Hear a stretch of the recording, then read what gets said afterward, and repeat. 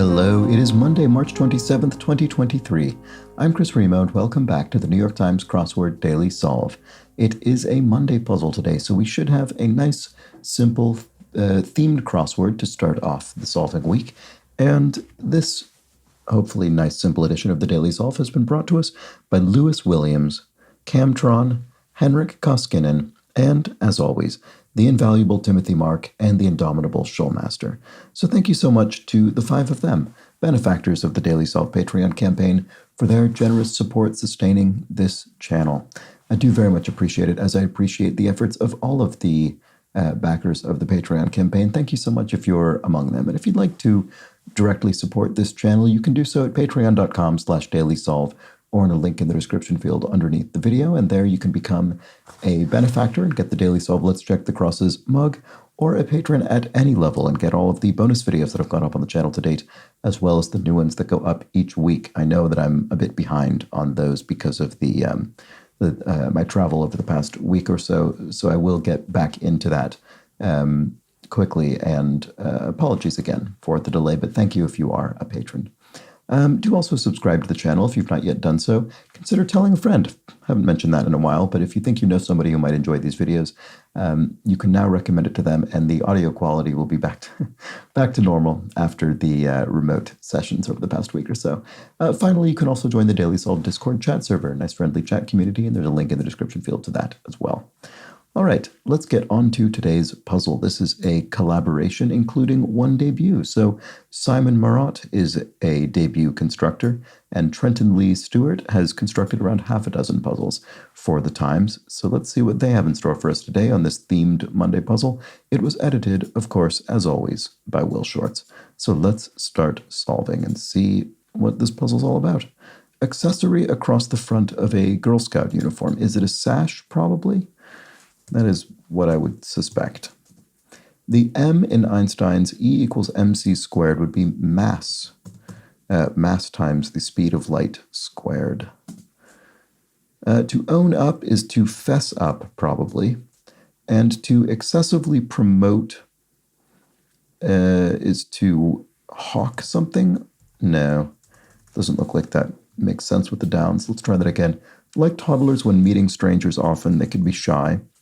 Sailor's yes could be I. Cold War contest featuring Sputnik and Apollo was the space race. Hype is to excessively promote something. And sandwiches that may save the day are heroes. So a hero sandwich, a sort of submarine sandwich, and obviously also evokes someone who saves the day, a hero. Okay, a car is an auto, probably. And airline once said to be ready when you are. I don't know, but in 5 letters, my guess would be Pan Am. It seems plausible to me. Let's check the downs on these. Dread, maybe it's not Pan Am. That does sound like more of a modern kind of, I don't know, slogan than maybe I would have associated with Pan Am, but I don't know. To dread something is to fear it, probably, and John, who sang Rocket Man, Elton John. This and that dishes could be stews, maybe. You sort of just put anything in there. And Stark Daughter on Game of Thrones. This I'm not sure. I've not actually seen Game of Thrones, but let's see. Oh, Delta, I suppose, is the airline once said to be ready when you are. Okay. I think when I read this and I saw airline once said, I was thinking of older airlines, but this definitely sounds like a much more modern marketing line than Pan Am, I think would have been appropriate to Pan Am. Okay, consumed. If something's been consumed, it is eaten. And joltless Javas are decaf coffees, decaffeinated coffee.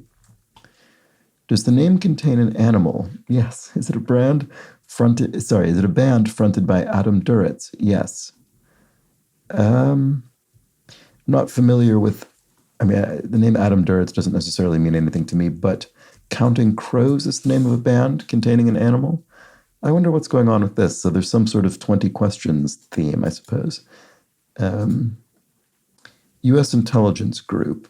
It could be the National Security Council or the National Security Agency, probably agency with an A, and also that looks more likely for a name. Sansa looks more plausible than Sansk. So, all right, I think that's the answer. What about this? We're missing these letters here. Ship's primary canvas. The main Sail, right, okay, canvas sail. And a mother's sister is an aunt. If one is uncomplaining, say, one could be stoic. So that say means stoic and uncomplaining aren't literally synonyms, but one who is stoic, you could say, well, they're uncomplaining, they're stoic, say. It's an sort of example of that thing. One is likely to be the other, but they're not strict synonyms. One of Shakespeare's begins, "My mistress's eyes are nothing like the sun." That sounds like a beginning of a Shakespeare sonnet poem. Wrestler or actor John Cena, it's a name I recognize, and a bearded grazer could be a gnu, the animal. A cluster of feathers could be a tuft of feathers, a tuft of hair or a tuft of feathers in this case. And peaks of waves could be the crests of waves. A rower's blade is an oar, so rowing of a boat in this case. Smallish batteries could be double A's, larger than triple A's, so only smallish. Oh, and here's another one of these. With 45 across, does the name contain a vegetable? Yes. Is it a band fronted by Billy Corgan? Yes. So that sounds like the Smashing Pumpkins, Billy Corgan being a name I do recognize. Oops. There we go. And of course, pumpkins are a vegetable. All right. So I wonder if there's, so these are going to be band names, presumably then. It's sort of 20 question style questions around band names. Prices are costs. Japanese noodle dish is ramen. Long-running Lorne Michaels production for short is SNL Saturday Night Live, produced by Lorne Michaels. And an alpaca lookalike could be a llama, sort of similar animals, or at least similar to a layman like myself. Silicon Valley Field informally is tech, of course, and a crude outbuilding could be a shed. A mean, mocking smile could be a sneer. I almost said leer, strangely enough, despite the fact that the word sneer is right in front of my face. Speedway sport is racing, so auto racing. And if something's moist, it's damp. A Buddhist temple is a pagoda. And max's opposite could be min, as in maximum and minimum. Adios, you could say ciao. And that's a nice clue because the clue fits the answer very well in the sense that they're both kind of casual goodbyes, and they're also both sort of loan words from other languages that have become absorbed into English. All right, kitchen appliance brand. Can't think what this is offhand. I'm sure I'll recognize it when I see it. Here, if you're close-mouthed, you're mum, stay close-mouthed, don't tell anybody. And the food of the gods is what? Can't think. I keep thinking mana, but that doesn't fit. Entrepreneur's degree could be an MBA, Master's in Business Administration. And a boar's gorer could be a tusk, which a boar would use to gore its target. Seaweed-wrapped rolls are sushi. And TED Talk accompaniment often a slideshow? Right, okay. Yes. TED Talks being those sort of, I don't know, I guess they're always often sort of inspirational or kind of tech-infused conference talks with slideshows. Winnie the Pooh's craving would be honey, and possible response to who's there, it's me, you could say. All right. See, I've read this as representative, but it's Republican's opponent is a Democrat in U.S. political party politics. And a premium cut of steak, a ribeye steak could be a premium cut in U.S. butchery. Food of the gods, ambrosia, of course. Why did I not think of that? I don't know, but for some reason I didn't.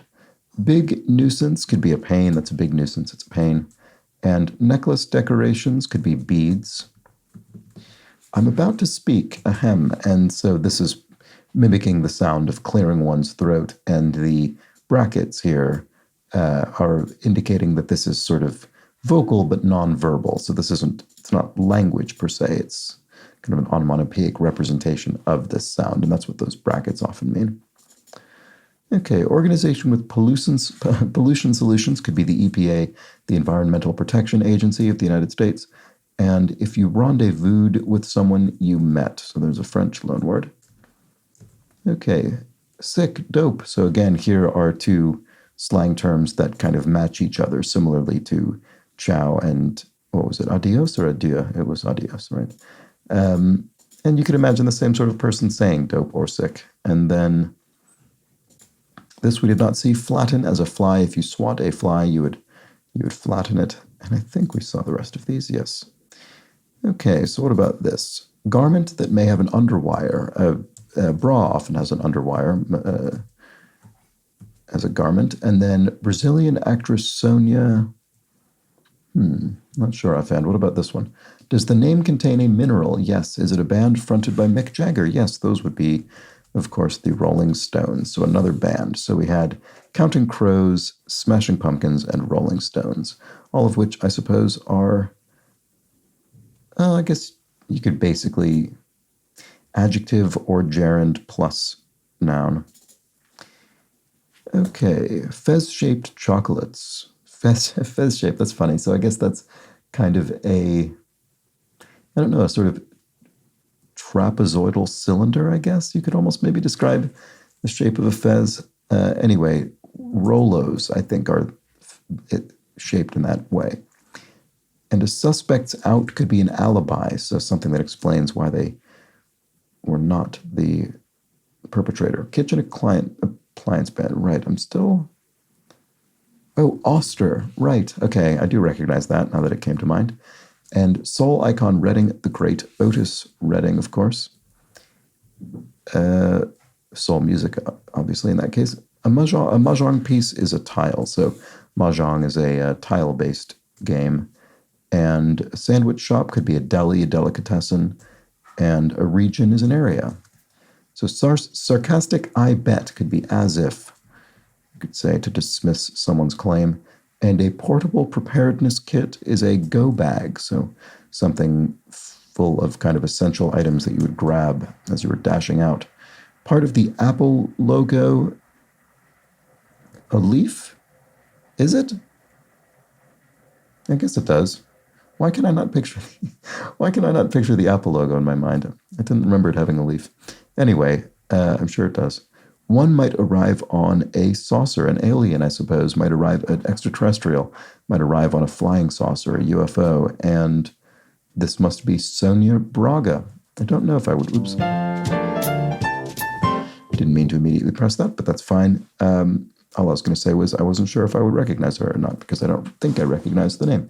In any case, that was the Monday crossword, a very, very gentle indeed, a nice, simple solve, and containing, was it three different bands, it looks like? Counting Crows, Smashing Pumpkins, and Rolling Stones, each of which was clued with this sort of 20 questions style sort of interrogation here. Does the name contain an animal? Yes. Is it a brand fronted by Adam Duritz, for instance, with Counting Crows? And then similar clues for the other two.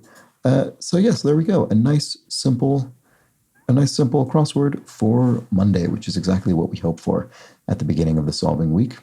I will get back into reading the clues from yesterday's puzzle, but I did not do that today. I didn't prepare for that today. I'm still sort of getting back into the swing of things, but do feel free to, if there was anything, I'm sure there were things from today's crossword whose context I did not fully explain. So if you do have any comments, I will try and get back to that starting tomorrow. In any case, that was the crossword for Monday, March 27th. Hope you enjoyed it. I'll be back for the Tuesday puzzle. Hope you join me for that. But until then, please do have an excellent remainder of your Monday. Take care.